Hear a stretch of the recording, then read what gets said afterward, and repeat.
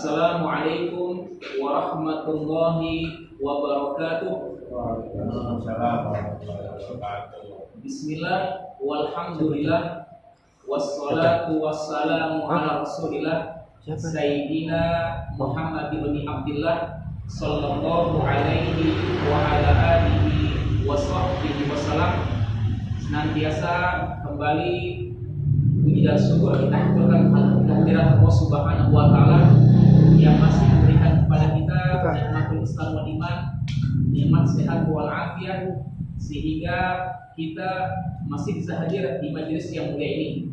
Mudah-mudahan Allah Subhanahu wa taala memberikan keberkahan kepada kita, dilancarkan segala usaha dan rezeki kita untuk mencapai ridha Allah Subhanahu wa taala.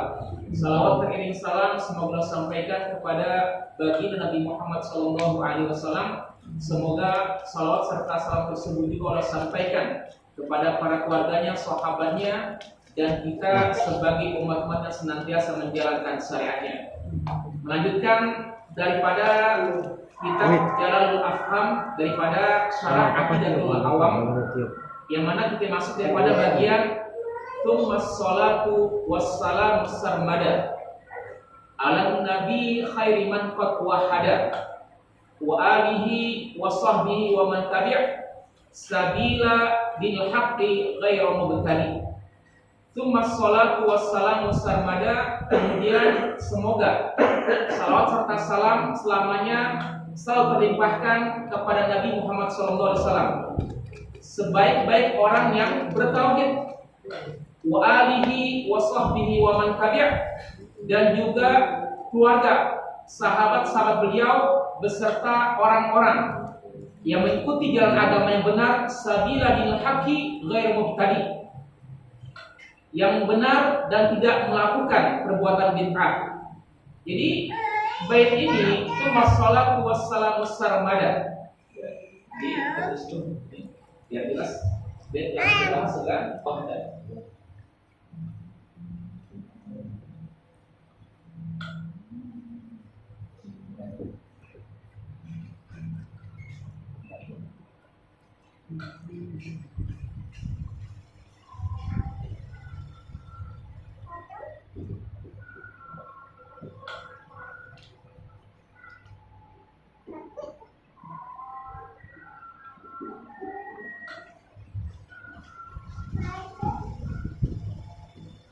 Jadi di sini sebutkan ya bahwasanya tsummas sholatu wassalamu sarmada. Di sini dalam pembahasannya as-sholat ya, as-shalawat. Menurut bahasa berarti mendoakan kebaikan. As-sholatu dimakna lughatan ad-du'a'u bi khairin. Doa untuk mengharapkan kebaikan. Maka dikatakan oleh musannif, faida udifat ilahi ta'ala kana maknaha ziyadatul in'ami al-makruni bit ta'zimi wat tabjiri. Jadi bahwasanya apabila kata tersebut disandingkan kepada Allah Subhanahu wa taala, maka akan mempunyai arti pemberian nikmat tambahan yang disertai penghormatan dan keagungan. Jadi kalau secara lugah ya, as-salatu ya, as-salawat adalah berarti mendoakan kebaikan. Tapi apabila disandingkan dengan Allah Subhanahu wa taala, maka akan berarti pemberian nikmat tambahan yang disertai penghormatan dan pengagungan. Sebagaimana diriwayatkan dari Ibnu Abbas radhiyallahu anhu, di sini disebutkan annas sholata minallahi rahmatun wa minal abdi du'aun wa minal malaikati istighfarun. Bahwasanya salawat dari Allah artinya rahmat, kasih sayang. Wa minal abdi, dan daripada seorang hamba, du'aun adalah suatu doa. Wa minal malaikati istighfarun, dan bahwasanya daripada malaikat adalah berupa istighfar. Jadi dalam suatu ya hadis sebutkan ketika Rasul itu berkumpul dengan para sahabatnya, ada 3 ungkapan doa, yang mana salah satu doa tersebut yang ketika yang mendoakan malaikat Jibril alaihissalam, bauda man dzukirta indahu falam yusolli alaik, celakalah orang yang apabila nama Rasulullah disebutkan di sisinya dia tidak bersolawat kepada Rasulullah, ya, maka dikatakan merupakan orang yang celaka. Bauda man dzukirta indahu falam yusolli alaik, celakalah bagi orang ketika nama engkau disebutkan oleh ya Rasulullah, tapi mereka tidak bersolawat kepada engkau ya Rasulullah. Artinya bahwasanya hakikatnya ketika disebutkan menurut pendapat Ibnu Abbas ini anna sholata minallahi rahmah wa minal abdi du'a. Jadi bahwasanya salawat yang kita sampaikan kepada Rasulullah itu merupakan doa yang kembali kepada diri kita. Ibaratnya Rasul sebagai suatu bejana yang sudah terisi penuh dengan air. Ketika kita bersalawat kepada Rasulullah, ya, ini air itu akan netes ke tempat ini dan mengalir karena udah penuh. Alirannya kembali kepada kita yang bersalawat kepada Rasulullah Shallallahu Alaihi Wasallam. Karena Rasulullah sebagai rahmatan lil alamin, Allah Subhanahu Wa Taala menjelaskan wa innaka la'ala khuluqin azim. Sesungguhnya kau ya Rasulullah adalah manusia yang punya akhlak yang paling mulia. Jadi merupakan bentuk kalimat rahmat apabila melalui Allah Subhanahu Wa Taala bagi seorang hamba berupa doa, dan daripada malaikat merupakan kalimat istighfar. Ini merupakan arti as-sholatu. Kemudian daripada kalimat as-salam, ya, as-salam dikatakan di sini, ya, summa sholatu wassalam, ya. Kemudian as-salam ini bermakna at-tahiyatul la'iqatu bin Nabi sallallahu alaihi wasallam. Jadi at-tahiyat, penghormatan yang pantas untuk Nabi Muhammad sallallahu alaihi wasallam. Karena dengan jasa beliau kita bisa mengenal indahnya Islam. Berkat adanya Rasulullah sallallahu alaihi wasallam, maka tersampaikanlah ajaran tersebut kepada kita semua. Anak qasimullahu yu'ti, kata Rasulullah yang bahwasanya Allah membagi, hakikatnya Allah memberi. Islam ini adalah mengajarkan kepada kita untuk berbagai macam bentuk kebaikan, menyebarkan kasih sayang, rahmat kepada alam semesta, kepada manusia-manusia yang senantiasa untuk mencapai keridhaan Allah Subhanahu wa Ta'ala. Di assalamu mempunyai penghormatan yang pantas untuk Nabi Muhammad Sallallahu Alaihi Wasallam. Kemudian sarmadan, ya, sarmadan berupa bentuk kalimat selamanya. Jadi bentuk yang namanya sholawat salam, ya, summa sholatu wassalamu sarmadan, ini itu terus daiman, ya, berlangsung terus menerus, karena hakikatnya yang memberikan Rasulullah SAW untuk kepada Rasulullah. Jadi setiap orang ketika kita mungkin, ya, Allah, ya, takdirkan diberi kemudahan untuk sampai, ya, ziarah, ya, ke Madinah, ke Masjid Nabawi, ya, ke makam Rasulullah, seringkali kita ucapkan kalimat as-sholatu wassalamu, ya. Dikatakan as-sholatu wassalamu ya Sayyidi, ya Rasulullah, khud biyadillat silati adrikni.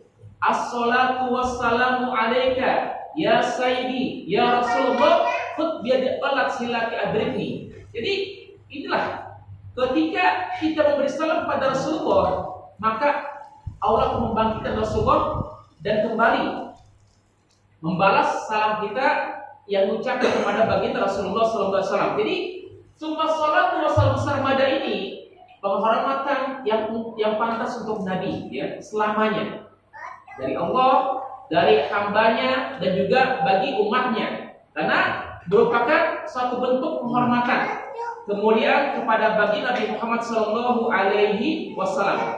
Kemudian di sini kalimat ada kalimat kemudian alam Nabi, kepada siapa? Kepada Nabi. Nah, di sini pengertian Nabi menurut penjelasan kitab ini disebutkan An-Nabi mempunyai arti ayil ma'hudi indal itlaqi wa huwa sayyiduna Muhammadun sallallahu alaihi wasallam wa lahu ta'rifani amun wa khasun. Jadi disebut nabi berarti sosok yang dikenal, ayal ma'hud ya. Satu sosok yang dikenal yang kita sebutkan. Kalau tanpa ada pun ya kalimat-kalimat yang lain itu sudah jelas an-nabi ya, nabi kita Nabi Muhammad sallallahu alaihi wasallam, yakni junjungan kita ya, baginda kita Nabi Muhammad sallallahu alaihi wasallam. Maka dikatakan kata nabi ini ada dua definisi ya. Definisi pertama adalah sifat umum, amun. Yang kedua adalah khasun, sifatul khas ya. Maka di sini kita bahas sifat umum ya. Kan kita kenal namanya nabi. Apa sih yang segala bentuk nabi ini? Pengertian secara umum. Di sini dikatakan oleh pengarang kitab arti nabi secara amun, secara umum. Kemudian kata fa'al aula wa huwa insanun dakarun ya, manusia laki-laki hurun yang bebas ya. Uhiya ilaihi bisyar'in sawa'un umira bitablighihi amla ya. Maka di sini katakan uhiya ya, diwahyukan kepadanya berupa syariat, baik diperintahkan untuk menyampaikan syariat tersebut atau tidak di nabi ya. Nabi ketika Allah angkat, Allah berikan wahyu, maka ini disampaikan atau tidak ya merupakan suatu bentuk kalimat untuk nabi. Maka dikatakan, namun apabila dia diperintahkan untuk menyampaikannya, maka di samping dia seorang nabi, maka dia juga seorang rasul. Jadi kalau nabi itu kita pahami dapat wahyu untuk diri sendiri. Tapi untuk kalau rasul di samping untuk dirinya, maka untuk disampaikan kepada umatnya. Maka dalam suatu kitab disebutkan jumlah nabi itu sebanyak 124.000 nabi ya. 124.000 nabi. Rasul hanya 313 rasul, nabi dan rasul. Tapi yang wajib kita kenal dan kita pahami namanya ada 25 nabi dan rasul. Daripada 25 nabi dan rasul ini ada namanya ulul azmi yang 5 ya. Yang punya segi utama adalah 5 nabi ya, termasuk Nabi Musa, Ibrahim, Nabi Muhammad SAW, Nabi Isa ya, dan sebagainya. Kemudian daripada ulul azmi tersebut masuk satu nabi khatamul anbiya wal mursalin sampai Nabi Muhammad sallallahu alaihi wasallam. Jadi kita pahami kalau nabi didapat wahyu untuk dirinya sendiri. Kalau rasul di samping otomatis diri nabi, maka punya kewajiban untuk menyampaikan kepada umatnya. Kita pahami juga bahwasanya para nabi dan rasul ya itu berdakwah ya, ketika kita pahami yang namanya Nabi Nuh alaihissalam ya, itu mendakwahkan, diangkat jadi seorang nabi dan rasul selama ya ketika umur 50 tahun. Selama 900 tahun itu berdakwah, mengajak orang ke jalan Allah Subhanahu wa taala. Itu bayangkan, saking dikatakan punya ketabahan ya, kegigihan dalam menyampaikan syariat Allah Subhanahu wa taala itu 900 tahun. Mengajak orang agar menyembah Allah Subhanahu wa taala, agar meninggalkan berhala-berhala yang mereka sembah-sembah daripada orang-orang terdahulu. Kan mereka anggap bahwasanya ketika di awal ada putusan namanya putus syariat ya, putus daripada berita nubuah kenabian. Itu ketika di masa-masa ya orang-orang soleh terdahulu ya, itu mereka dibisikin oleh iblis ya, untuk ketika orang soleh meninggal dunia maka dibikin nama tempat orang soleh. Tujuan generasi pertama untuk penghormatan. Tapi ketika generasi pertama udah meninggal dunia, apa terjadi? Maka timbullah ritual-ritual untuk menyembah kepada patung tersebut. Inilah mengapa ketika ada larangan untuk membuat patung, karena khawatir ketika mengikuti daripada umat Nabi Nuh alaihissalam. Kan awalnya tuh mereka ini bangun itu patung menghormati ya, daripada orang-orang yang tua mereka orang-orang beriman. Ya Gus ya, salah satu daripada orang beriman. Tapi ketika generasi pertama udah lewat, Maka generasi berikutnya putus tuh, ya. Putus apa? Pemberitahuan. Putus masalah syariat, pemberitahuan tentang tauhid yang benar-benar murni. Maka generasi kedua, ketiga, ya apa ketiga? Mulailah ya timbul mereka menyembah-nyembah kepada patung-patung orang soleh. Maka ketika di masa Nabi Nuh alaihissalam ya, mereka disuruh tinggalkan penyembahan kepada patung-patung tersebut ya. Apa terjadi? Mereka mengingkari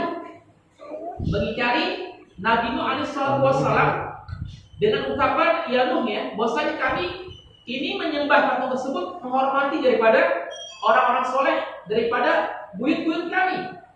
Tapi masya Allah ya, inilah Nabi Nuh alaihissalam itu berdakwah selama 900 tahun, umurnya 950 tahun, hanya 80 orang saja yang ikut jadi umat Nabi Nuh alaihissalam untuk menyembah Allah Subhanahu wa Ta'ala.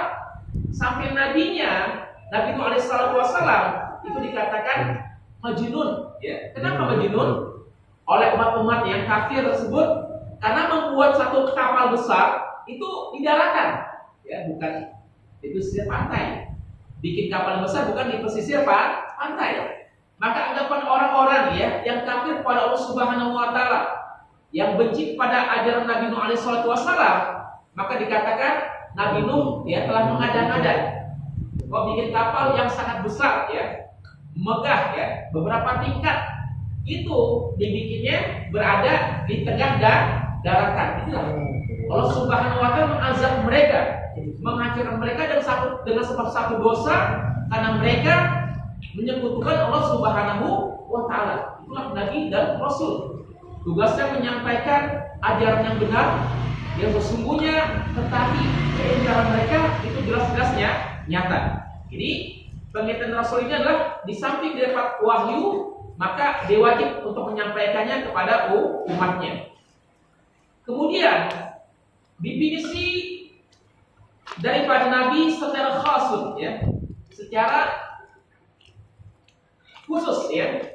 Di sini dikatakan wa al-tsani huwa insanun dzakarun hurun uhiya ilaihi bi syar'in yu'mala bihi fi nafsihi ya. Wa rasul insanun dzakarun hurun uhiya ilaihi bi syar'in liyablighuhu ila ghairihi wa la yakunu illa rajulan liqaulihi ta'ala. Maka sedangkan definisi Nabi sallallahu alaihi wasallam seorang laki-laki yang merdeka dan diberi wahyu berupa syariat untuk diamalkan sendiri. Adapun Rasul berarti seorang laki-laki yang merdeka diturunkan wahyu kepadanya berupa sebuah syariat agar disampaikan kepada orang lain umatnya. Seorang nabi pasti seorang laki-laki. Di mana dalilnya? Firman Allah Subhanahu wa Ta'ala dalam surat Al-Anbiya ayat 7. Wa ma arsalna qablaka illa rijalan nuhi ilaihim.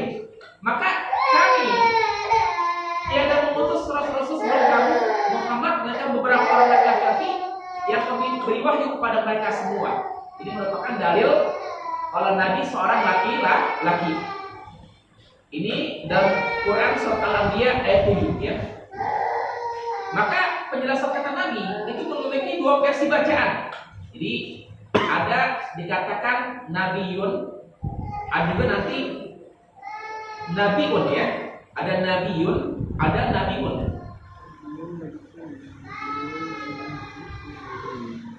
Versi bacaan ya, Nabi ini ada dua ya.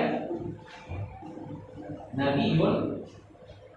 Yang kedua adalah bentuknya adalah Nabiun ya.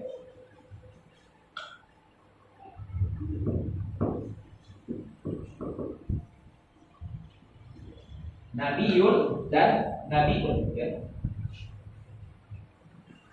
Maka kalimat pertama dengan tasdid Nabiun, dia berkata an-nubuwah. Asal kata adalah an-nubuwah, yang berarti kalimatnya adalah kalimat yang menunjukkan suatu bentuk ya, makhudun minan nubuwah ya. Jadi bitasdidil ya'i nabiyun, dengan tasdil ya nabiyun, makhudun minan nubuwah itu mengambil dari kata nubuwah. Apa arti nubuwah? wa huwal makanul al-murtafi', ya, adalah makan tempat yang sangat tinggi. Sumia an-nabi li'annahu marfu'un rutsbah, ya, aw rafi'u rutsbat, ya, rutsbatun man tabi'ahu, ya. Jadi dikatakan bahwasanya, ya, nabi ini memiliki suatu derajat yang tinggi, atau kalau seorang nabi akan meninggikan derajat orang yang mengikutinya. Jadi kalau orang-orang yang ikut para nabi, para anbiya, itu di samping nabinya tinggi, juga umatnya tinggi. Contoh, ya, ketika kalimat kuntum khaira ummatin ukhrijat linnas ta'muruna bil ma'ruf wa tanhauna 'anil munkar. Ini kuntum khaira ummah itu khusus pada nabi umat siapa? Umat Nabi Muhammad SAW. Nabinya punya kedudukan tertinggi, begitu juga umatnya. Ya, pengikut Nabi Muhammad SAW itu punya suatu murtafi, tingkatan yang tinggi. Karena nanti pada saat di padang mahsyar, ya, ketika orang-orang itu miliaran orang itu jadi syafaat, mencari pertolongan agar bisa menyelamatkan dia pada saat di padang mahsyar. Mereka ketika di padang mahsyar itu tergantung daripada amalan mereka ketika hidup di alam dunia. Ada yang sifatnya merangkak, ya. Ada yang tenggelam dengan namanya dengan keringatnya sendiri. Ada keadaan jungkir balik. Itu bukan satu orang, miliaran orang. Mereka pertama nyari siapa? Nyari Nabi Adam alaihissalam. Mereka berkata ketika sudah sampai kepada Nabi Adam, ya Nabi Allah Adam, berikanlah pertolongan kepada kami. Sesungguhnya kami di pada masa ini sangat ketakutan, risau, khawatir ketika dalam pengadilan Allah Subhanahu Wa Taala akan dihisab. Sesungguhnya amalan buruk kami lebih banyak daripada amal kebaikan kami. Maka apa kata Nabi Adam alaihissalam? Wahai manusia, aku tak bisa nolong engkau. Sesungguhnya aku telah pernah berbuat kesalahan kepada Allah Subhanahu Wa Taala ketika aku dilarang memakan wala taqrabah hadhihi syajarah. Jangan mendekati daripada pohon ini. Apa terjadi? Aku langgar. Bukan hanya aku dekati, tapi aku memakan daripada buah khuldi. Carilah nabi yang lain yang bisa memberikan syafaat kepada kalian. Bayangkan, miliaran orang, tempat yang rata. Pada masalah tanah itu ya putih, nggak ada gunduk-gundukan. Ya walaupun kayak kita aspal kita ya, walaupun kelihatan dari jauh rata ya, landai, tapi masih ada gundukannya. Itu berapa masyar Allah ciptakan itu putih ya dan rata. Itu sejak umat Nabi Adam sampai umat Nabi Muhammad SAW itu mereka cari pertolongan itu. Berarti banyak orang tuh miliar. Ketika peristiwa 212 aja ya di Patung Kuda ya, kita nyari teman kita satu tempat udah nyari kadang-kadang ketemu jutaan orang. Ini miliaran orang yang disebut Nabi Musa alaihissalam dikejar Nabi Musa. Ya. Itu bukan hanya sehari 2 hari. Ya. Bisa ukuran yang namanya ukuran ya dunia itu bisa jutaan tahun. Ya. Saking orang khawatir ketika dia gak bisa lolos dari pengadilan Allah Subhanahu Wa Taala. Dicari Nabi Musa alaihissalam ketika ketemu ya, wahai Nabi Musa alaihissalam, berikan pertolongan kepada kami. Sesungguhnya kami di pada masa ini punya sifat ketakutan geli akan suatu azab yang Allah timpakan kepada kami karena kami telah banyak berbuat kesalahan, berbuat dosa. Maka berikanlah pertolongan kepada kami wahai Nabi Musa alaihissalam. Apa kata Nabi Musa? Wahai manusia, sesungguhnya saat ini aku gak bisa berikan pertolongan kepada kalian. Aku pernah berbuat salah, pernah memukul dengan tanganku seorang Kibti sehingga meninggal dunia.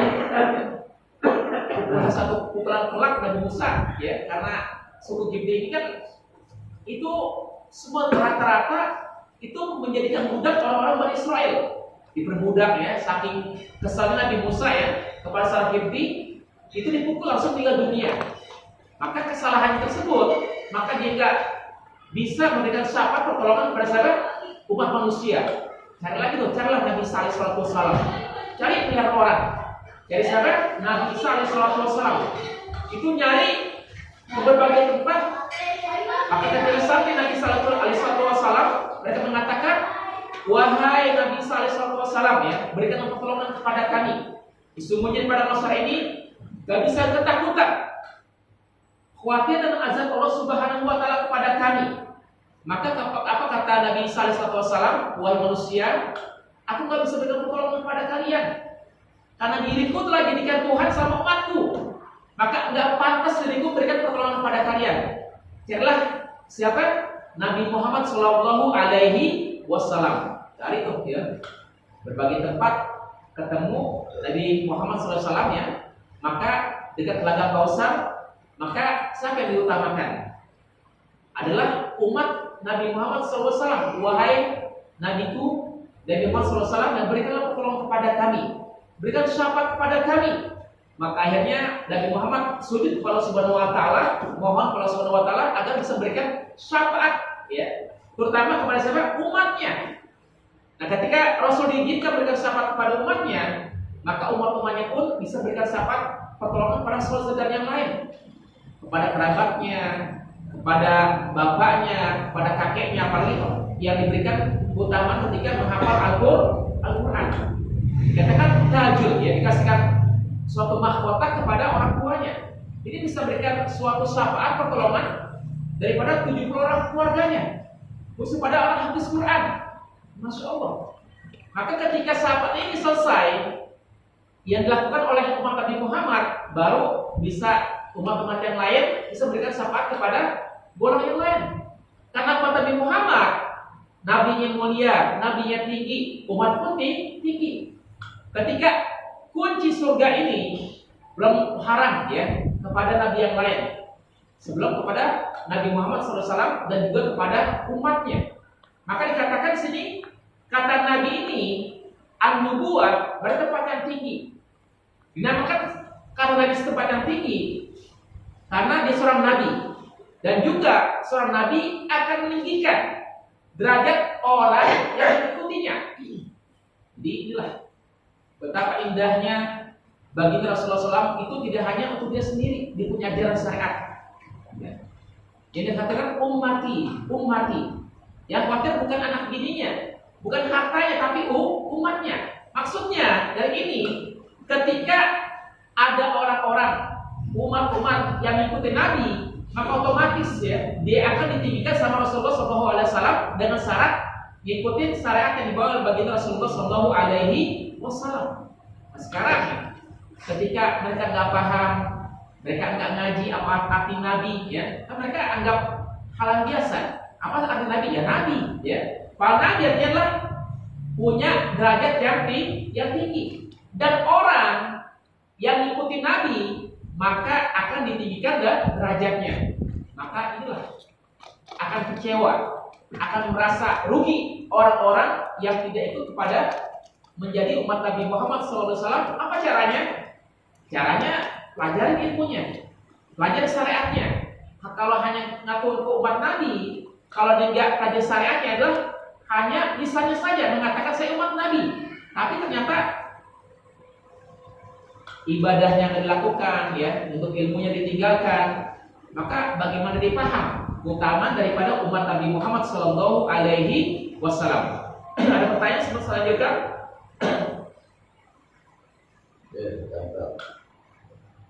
Kenapa Nabi itu berani kepada umatnya sampai lama, sampai 2 tahun, sedangkan yang lain itu cuma orang lumayan 6 tahun gitu. Iya. Jadi kenapa, ya, Nabi ini menyampaikan wahyu kepada umat itu ada proses, ya, proses sampai dikatakan sampai 23 tahun, ya, 22 ya, sampai ada berapa?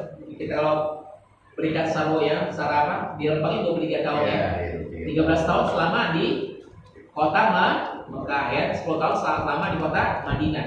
Inilah turunnya ayat ini berdasar kebutuhan. Kenapa Nabi Muhammad ketika menyampaikan wahyu ini itu berfase bertahap? Ya. Karena sesuai dengan kebutuhan, ketika yang namanya Al-Quran ini turun ya dari Lauh Mahfuz ke Baitul Izzah ini langsung semua 30 juz ke Baitul Izzah. Tapi ketika ke alam dunia itu bertahap, tadrijian, bertahap. Kenapa bertahap? Karena kondisi umat kan harus paham. Kalau kondisi ayat ini tidak itu kan bertahap, maka orang tidak bisa mengamalkan. Ya. Contoh ya, ketika pada saat Rasul sedang berada di Bukit Sofa, itu ngajak orang-orang dengan kalimat sobaha, ya sobaha, ya pagi hari penuh kemuliaan, dipanggil ya Bani Fihir, ya Bani Abdul Muthalib, ya Bani Hashim, ya Bani Abdi Manaf. Itu kami semua tuh seluruh kabilah-kabilah untuk menyambut ucapan Nabi di pagi hari. Zaman dulu belum ada speaker, ya. Nabi itu diri ya di atas bukit, sampai tuh orang-orang dengar tuh ucapan Nabi. Semua pada kumpul ya, orang-orang Quraisy. Maka ketika itu Nabi mengatakan, wahai bangsa Quraisy, seandainya aku sampaikan kepada kalian, apabila di balik bukit ini ada segolongan ya, pasukan yang akan menyerang kalian, apa kalian percaya dengan ucapanku? Apa jawab mereka semua? Percaya, ya Muhammad. Engkau punya julukan apa? Al-Amin, dapat percaya. Maka ketika orang udah mulai rasakan mau mendengar apa yang ucapkan Nabi, maka Nabi menyampaikan, wahai bangsa Quraisy, seandainya kalian beriman kepada Allah Subhanahu wa taala, ucapan kalimat la ilaha illallah Muhammadur Rasulullah, dakhala jannah. Kalian masuk surga. Kalian mengikuti agama yang disampaikan untuk hanya menyembah Allah Subhanahu wa taala. Tapi seandainya kalian mengingkari, maka kalian akan dapat satu azab dari Allah Subhanahu wa taala. Maka terjadi yang spontan ya. Yang mengingkari adalah pamannya sendiri, Abu Lahab. Apa kata Abu Lahab? Alihada jama'tana ya. Tabanlaka ya Muhammad, alihada jama'tana. Silakan kau ya Muhammad, apakah untuk hari ini saja kau mengumpulkan kami? Ketika mengucapkan tabanlaka ya Muhammad, datang tuh ya. Turun ayat Allah, tabat siada abi lahabi watab ma akna anhu maluhu wa ma kasaba. Saya selana naron datalahab wa mar'atuhu hammalatul hatab fi jidha hablum min masad. Yang celaka bukan Rasulullah. Yang celaka siapa? Abu Lahab. Jadi itulah. Jadi ada peristiwa yang ketika kenapa tuh ayat itu turun tadrijian sesuai kebutuhan. Ada peristiwa tadi tuh ketika Abu Lahab itu mengatakan celaka pada Nabi, ternyata Allah turunkan ayatnya, ya. Iya, sebelum dia. Jadi ketika ada sahabat nanya masalah ruh, ya. Keluar ayat tentang ruh, ya. Tak masalah ya, riba. Keluar masalah riba. Jadi sesuai dengan kebutuhan. Iya. Apa tujuannya? Agar dapat dengan mudah diamalkan. Jadi semua itu terpadu, ya. Dalam otak ya, dan perbuatan para sahabat, karena mereka merupakan khairul qurun, sebaik-baik generasi. Ya. Kata Rasul, ashabi kan nujum iktadaitum ihtadaitum. Sahabat-sahabat kami ini bagian bintang ke bintang. Di mana kalian ngambil petunjuk, pasti dapat petunjuk. Maka nggak ada pertentangan. Ya. Yang namanya mazhab di kalangan para sahabat. Karena mereka langsung mentornya Rasulullah. Ya. Contoh ya, ketika kemarin sebutkan bahwasanya ketika Rasul mengatakan, wahai sahabatku, kalian jangan sholat asar dulu, belum sampai kepada tempat Bani Quraisyah, ya. Maka sahabat yang satu mengatakan, ini Bani Quraisyah kan tempatnya jauh, ya, tempatnya jauh.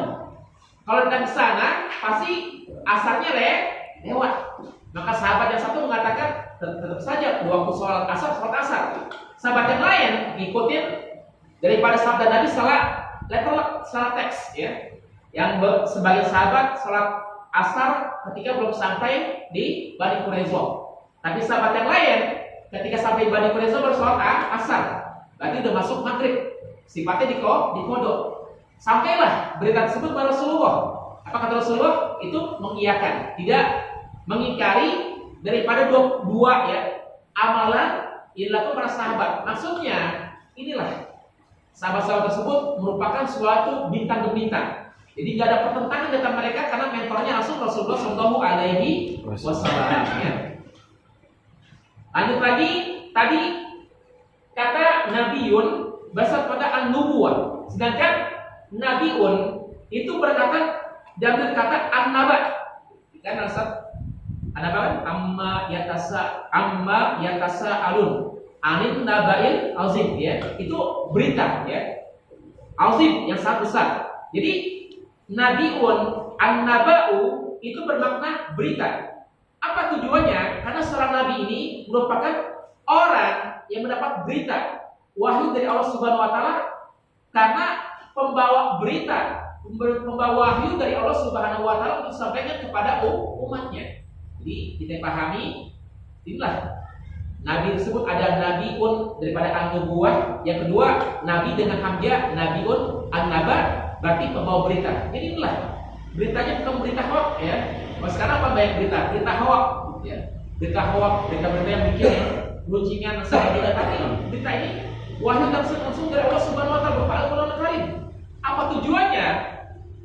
Ketika pada hidup Al-Qur'an Karim ini dikatakan dalam hadis al-utikum amrayn lan tadilu ma tamassaktum bihi ma abada. Kitabullah wa sunnatan nabi. Kutinggal kepada kalian dua macam urusan. Apabila kalian tamassaktum bihi ma abada, kalian pegang keduanya dengan teguh, ya, maka kalian akan kuat, nggak bakalan tersesat, nggak bakalan hancur, karena Allah menciptakan manusia, maka Allah sendiri yang akan memberikan buku panduannya. Ibaratnya kalau kita bikin mobil, ya, pasti ada buku panduan mobil, ada buku panduan motor, ya, itu bagaimana cara maintenance-nya, perawatan 1000 km, 5000 km, 10.000 km, apakah harus ganti filternya, diganti pada businya dan sebagainya. Karena orang yang buat itu mobil, orang yang buat itu motor, maka Allah menciptakan manusia mau dijadikan sebagai khalifatul fil ardh, pemimpin dan permukaan bumi ini. Maka nggak dilepas begitu saja, dikasih namanya buku panduan, itu Al-Qur'anul Karim. Kalau dia pegang teguh Al-Quran, Al-Hadis, gak bakal tersesat. Tapi ternyata manusia sekarang ini lebih mau bikin hukum buatan manusia. Kalau hukum buatan manusia pasti tujuannya untuk dilanggar. Kok dilanggar? Karena dia bikin itu suatu hukum, ya, undang-undang itu buat kepentingan diri sendiri, pribadi, ya. Maka banyak lihat kezaliman. Banyak sekali orang-orang yang dizolimi, ya. Seakan-akan hukum ini itu dikatakan yang tajam ke bawah, tumpul ke atas. Hukumnya buatan manusia.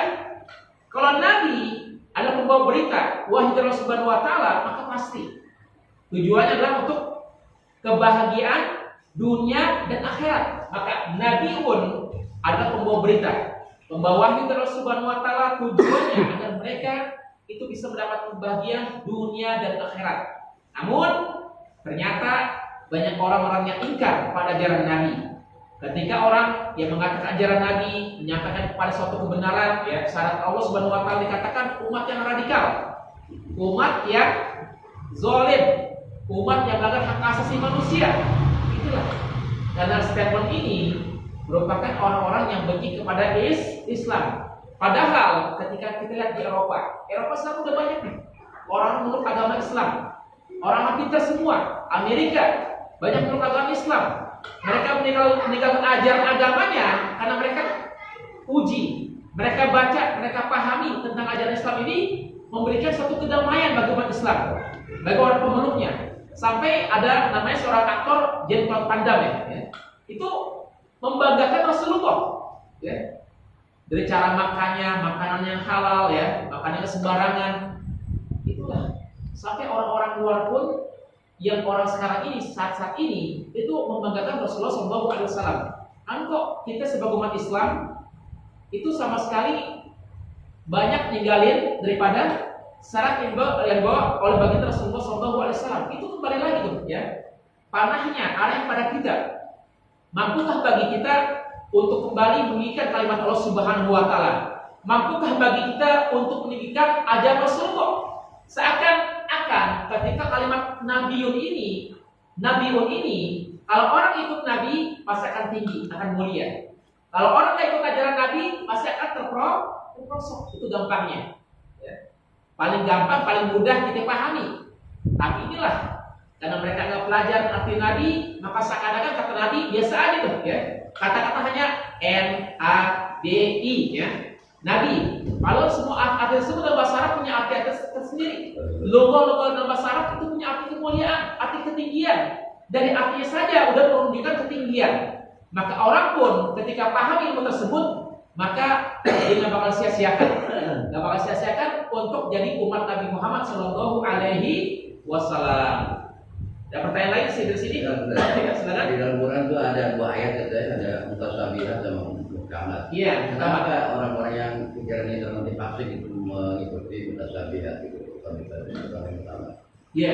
Jadi muhkamat ini udah termaktub ya. Ada juga mutasyabihat ini merupakan ya masih sifatnya harus ditakwil, kadang harus diberikan suatu bentuk ya penafsiran ya. Kenapa? Karena inilah tugas para ahli tafsir ya. Ketika ayat muhkamat dan ayat mutasyabihat, apa tujuannya? Ketika orang-orang ahli tafsir ini menyampaikan ayat-ayat mutasyabihat, maka dia berusaha menyampaikan dengan suatu bentuk ya ilmu-ilmu teori-teori yang dapat dengan mudah diterima oleh masyarakat ya.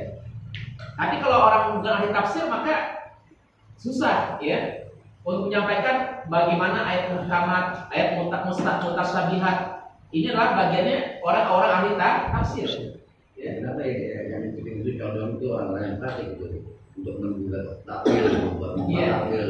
Iya, adalah takwil yang penting ya, karena jangan sampai juga takwil ini jangan melebihkan kayak seperti ini ya.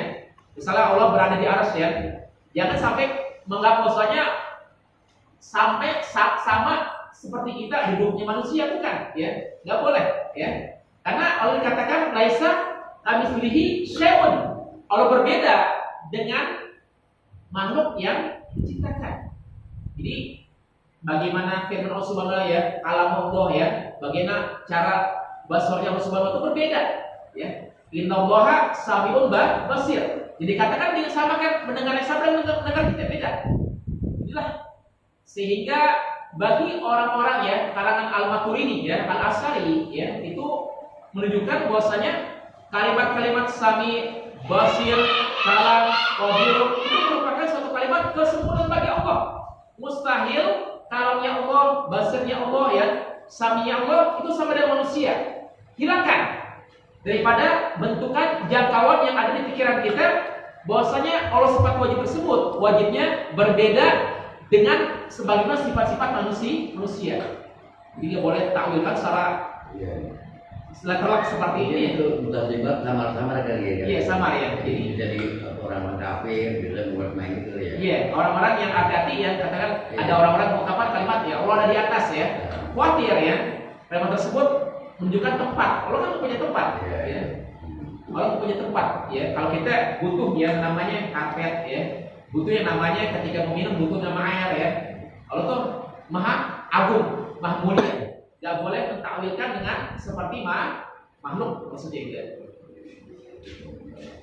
Nah sekarang dikatakan khairi man qad wahada ya. Al-Nabi khairi man qad wahada. Sebaik-baik orang yang bertauhid ya. Kenapa?